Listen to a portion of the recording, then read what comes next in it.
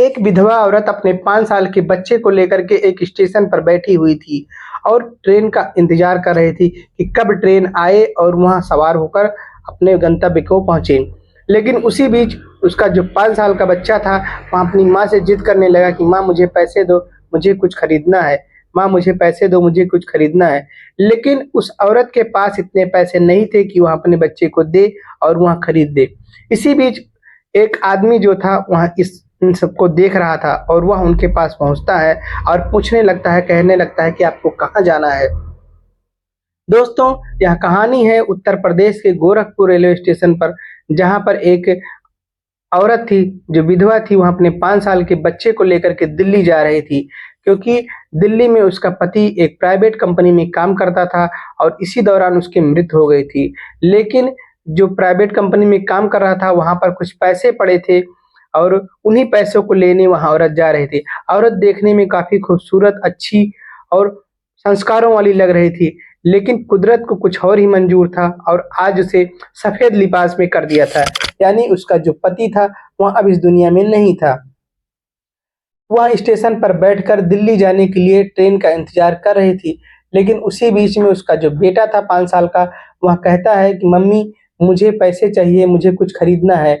लेकिन वह अपने बच्चे को चुप कर देती है और कहती है कि अभी हम लोग ट्रेन में बैठकर खरीदेंगे, लेकिन बेटा बार-बार ज़िद कर रहा था। उसकी मजबूरी यह थी कि उसके पास इतने पैसे नहीं थे कि वह अपने बेटे को दे सके। दोस्तों, इसी बीच जो है एक आदमी की नज़र उन दोनों पर पड़ती है। तो वह आदमी सोचने लगता है कि आखिर में क्या बात है, इतनी खूबसूरत औरत है और उसका एक बच्चा भी है, सब कुछ ठीक-ठाक लग रहा है, लेकिन ये अपने बच्चे को पैसे नहीं दे पा रही है, यानी कि इसके पास पैसों की दिक्कत है। अब उसे समझ में नहीं आ रहा था कि वह क्या करे। वह आदमी जाता है और दुकान से एक चिप्स का पैकेट लेकर के आता है और बैठकर खाने लगता है औरत से थोड़ी दूर पर। जब वह चिप्स के पैकेट को खा रहा था, तो वहाँ जो लड़का था, उसका बच्चा था, वह दौड़कर उस आदमी के पास जाता है और कहता है कि अंकल मुझे भी चिप्स चाहिए। तब वहाँ जो है, क्योंकि वह चिप्स उसी के लिए लेकर आया था, वह चिप्स का पैकेट दे देता है खाने के लिए। तब वहाँ औरत दौड़कर जाती है, अपने बच्चे को ले आती है, कहती है साहब गलती हो गई, मेरा बच्चा यहाँ पे चला आया।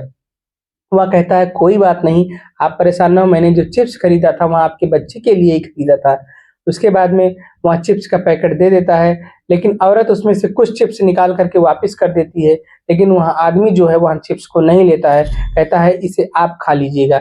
इसके बाद में दोनों बगल-बगल ही बैठ जाते हैं एक टेबल पर। फिर वह आदमी पूछता है कि मैडम आपको कहाँ जाना है? तब वह बताती है कि मैं दिल्ली जा रही हूँ और ट्रेन का इंतज़ार कर रही हूँ, ट्रेन जैसे ही आएगी मैं भी उसी पर जाऊँगी। तब जो है वह कहता है कि आपने टिकट लिया है? तब वह कहती है मेरे पास इतने पैसे नहीं है कि मैं टिकट ले सकूँ। मैं बिना टिकट के ही दिल्ली जाना चाहती हूँ। इसके बाद में वह व्यक्ति कहता है कि मैं भी दिल्ली जा रहा हूँ, आप अगर आपको कोई ऐतराज़ ना हो तो आप मेरे सीट पर बैठकर चल सकती हैं, मुझे कोई दिक्कत नहीं होगी। तब वहाँ जो है कहती है नहीं, नहीं मैं चली जाऊँगी, लेकिन वह जो आदमी था अच्छा था, उसने कहा कि आप औरत जात हो, रास्ते में बहुत दिक्कतों का सामना करना पड़ेगा, टीटी भी मिलेंगे, वह भी आपसे बदतमीज़ी करेंगे, आप ऐसा करिए आपको दिल्ली जाना है, मैं आपको स्टेशन तक छोड़ दूँगा, आप निसंकोच मेरे साथ चल सकती हैं। तब वह मान जाती है। इसके बाद में कुछ देर बाद वहाँ आदमी पूछता है कि आखिर आप दिल्ली क्यों जा रही हैं? तब वहाँ पूरी घटना बताती है, कहती है कि मेरे पति एक कंपनी में काम कर रहे थे और उसी के बाद वो एक्सपायर हो गए उसी कंपनी में काम करते-करते और उनका कुछ पैसा जो है कंपनी में छूट गया है। मैं उन्हीं पैसों को लेने जा रही हूँ और इसी के लिए मैं दिल्ली जा रही हूँ।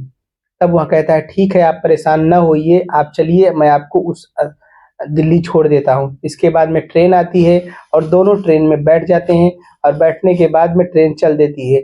उसके बाद थोड़ा अंधेरा हो जाता है, अंधेरा होता है तो लेटने की बारी आती है, लेकिन उसका तो रिज़र्वेशन था।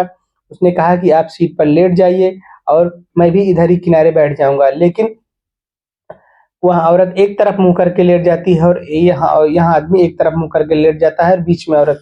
वह आदमी बहुत ही भलमानुस था, बहुत ही अच्छा था। उसने औरत को गलत नज़र से कभी नहीं देखा था।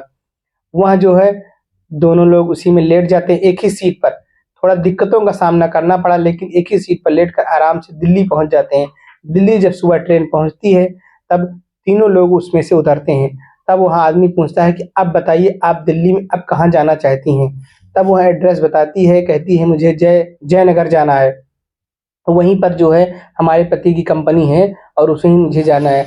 तब वह कहता है कि आप अभी दिल्ली में नई हैं और पहली बार आई हैं, आपको चलिए मैं वहाँ छोड़ देता हूँ, आप परेशान ना होइए और वहाँ उसके छोड़ने के बाद मैं चला आऊँगा।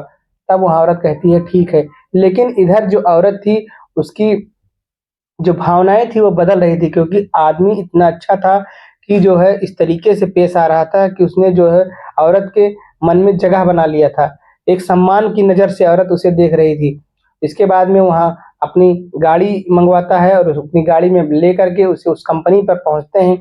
जब वहाँ कंपनी पर पहुँचते हैं तो वहाँ सारी घटना बताते हैं मैनेजर को। मैनेजर चेक करता है, चेक करने के बाद बताता है कि यहाँ जो पैसे हैं, पैसे तो लगभग आपके 80,000 रुपए हैं। लेकिन इसका जो नॉमिनी है, वहाँ जो है इसका लड़का जो था उसके पिताजी हैं। तब वहाँ जो है आदमी पूछता है, जिसका नाम मनोज था, जो ट्रेन में उसके साथ बैठा था उसका नाम मनोज था। वह कहता है कि ये बताओ तुम्हारी शादी को कितने साल हुए हैं? तब वह बताती है कि मेरे शादी को 6 साल हुए हैं। तब वह कहता है कि इनको कंपनी में काम करते हुए कितना दिन हुआ? तब वह कहती है कि 8 साल लगभग। तब कहता है कि शादी के पहले ही यह कंपनी में काम कर रहे थे, इसीलिए इनकी जो है नॉमिनी इनके पिताजी हैं। एक काम करो, अपने ससुर को फ़ोन करो और वो यहाँ पर आकर के पैसा निकलवा दें। तब वह कहती है कि मेरे सास-ससुर, मेरी नंद और मेरे देवर मुझे बिल्कुल भी नहीं चाहते हैं। वह यह नहीं चाहते हैं कि मैं घर में आके रहूँ।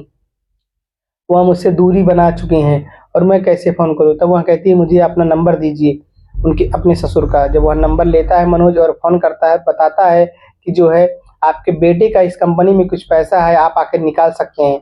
तब जो है उसका जो ससुर था वहाँ बहुत ही लालची था, उसने 3-4 दिन का टाइम लिया, कहा 3-4 दिन बाद मैं आके पैसे को निकालता हूँ। लेकिन बीच में ही वह जो है एक दिन अपने छोटे बेटे को लेकर कंपनी पहुँचता है, पहुँचने के बाद में पैसा निकाल ले जाता है। इधर ये लोग कंपनी से सीधा घर आए और घर में आने के बाद में जो मनोज था उसे अपने घर पे लेकर आया और कहा कि जो है जब तक तुम्हारे ससुर नहीं आते हैं तब तक तुम यहीं पे रहना और उसके बाद चले जाना। उसके बाद में जब वहाँ घर में घुसता है तो लगभग 1 महीने बाद घर में घुस रहा था। बहुत ही घर में धूल-मिट्टी जमा हो गई थी। वह झाड़ू उठाता है, साफ करने की कोशिश करता है और औरत से बोल देता है कि तुम बाथरूम में जाकर नहा लो, मैं पानी चालू कर देता हूँ। लेकिन जो औरत थी उसके प्रति सम्मान भी बढ़ गया था।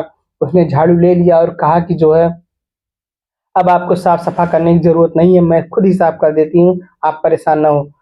दोनों में खींचा-तानी होती है, लेकिन औरत जो है वह झाड़ू ले लेती है और पूरे घर की अच्छे से सफाई करती है। सफाई करने के बाद में साफ-सुथरा हो जाता है, तीनों लोग अच्छे से नहा-धो लेते हैं। फिर वहाँ मार्केट जाता है मनोज, सब्ज़ी लेके आता है, खाना-पीना बनता है, सब लोग आराम से खाते हैं। फिर रात में सोने की बात आती है, तो मनोज जो है वहाँ जो है कहता है, "तो मैं नीचे सो जा रहा हूँ, तुम अपने बच्चे को लेकर के एक बेड पे सो जाओ", क्योंकि एक ही बेड था। ऐसे ही 3-4 दिन बीत गए। उसके बाद में मनोज एक दिन फ़ोन करता है और उसके ससुर के पास तो वहाँ फ़ोन नहीं उठाता है। कई बार फ़ोन करता है, नहीं उठाता है। फिर वहाँ कंपनी में फ़ोन करता है, तब पता चलता है कि जो लड़के का पिताजी थे, वह पैसा निकाल के ले जा चुके हैं। फिर वहाँ दूसरे नंबर से फ़ोन करता है, तब उसका पिताजी यानी उस औरत का ससुर उठाता है और तब उससे बात होती है। मनोज कहता है, "पैसे तो तुम निकाल ले गए, कम से कम अपने अपने बच्चे को जो है लेके जाओ, अपनी नाती को लेके जाओ। ना ही अगर आपको दिक्कत अगर इससे अपने बहू से हो रही है तो अपने पोते का मुँह देख के तो लेके जाओ बहू को।" तब उसका जो ससुर कहता है मुझे किसी से कोई मतलब नहीं, अब मुझे उनसे कोई मतलब नहीं, वो जहाँ मर्ज़ी तहाँ जाएँ। यह बात सुन कर के वह कहता है कि ठीक है। इसके बाद में वहाँ रहने लगती है, वहीं पर रहने लगती है और इधर जो यह व्यक्ति था यहाँ रोज़ सुबह ऑफ़िस जाता था, उसके लिए खाना बनाना, पैक करना, सारा काम वहाँ करती थी। ऐसे-ऐसे महीनों बीत गए। एक दिन जो है उस औरत ने जो है कहा कि मैं अपने घर जाना चाहती हूँ, क्या तुम मुझे मुझे मेरे घर नहीं भेजोगे? तब वह कहता है कि क्या तुम्हें यहाँ अच्छा नहीं लग रहा है? तब वह कहती है कि मुझे तो अच्छा लग रहा है, मेरे बच्चे को भी अच्छा लग रहा है, लेकिन ऐसे हम कब तक रह सकते हैं? तब वह कहता है ठीक है, आप परेशान ना हो, इसका भी निदान हम करते हैं। अभी उस व्यक्ति की शादी नहीं हुई थी। वह जो है तुरंत अपने माता-पिता से बात करता है और इसकी फ़ोटो दिखाता है, कहता है कि क्या मैं इनसे शादी कर सकता हूँ? सारी कंडीशन बताता है। उसके जो माता-पिता थे वह कहते हैं बेटा ज़िंदगी तुम्हें गुज़ारनी है, उनके साथ तुम्हें रहना है, अगर तुम्हें अच्छा लग रहा है, तो तुम्हारी जैसी इच्छा, मुझे क्या करना है? मुझे तो 2 रोटी का सहारा चाहिए और इस बुढ़ापे में मुझे क्या चाहिए? इसके बाद में उनकी मंजूरी मिल जाती है। इसके बाद वहाँ दोनों जाते हैं मंदिर में और मंदिर में शादी कर लेते हैं और शादी करने के बाद में जाते हैं अपने माता-पिता का आशीर्वाद देते हैं और आकर रहने लगते हैं। ज उसके बाद में जो उसका बेटा था वहाँ उसे अपना अपना लेता है, क्योंकि उसे अपना ही बेटा मानने लगता है। मान-सम्मान उसी नज़र से देखता है जैसे अपने बेटे को देखा जाता है। दोस्तों, इसके बाद में उसकी ज़िंदगी में बदल बदल जाती है और जो कविता थी इसके भी जीवन में बदलाव आ जाता है और मनोज भी अब जो है हँसी-खुशी से रहने लगता है। दोस्तों, इस कहानी को सुनाने का सिर्फ़ यही उद्देश्य था कि दुनिया में भी बहुत ऐसे लोग हैं जो औरतों का सम्मान करना भी जानते हैं, मान-सम्मान भी देना जानते हैं। किसी भी औरत की मजबूरी का फ़ायदा नहीं उठाना चाहिए। दोस्तों, यह कहानी आपको कैसी लगी हमें कमेंट में ज़रूर बताइए। अगर आप हमारे चैनल पर नए हैं, चैनल को लाइक करिए, शेयर करिए और सब्सक्राइब करिए। धन्यवाद।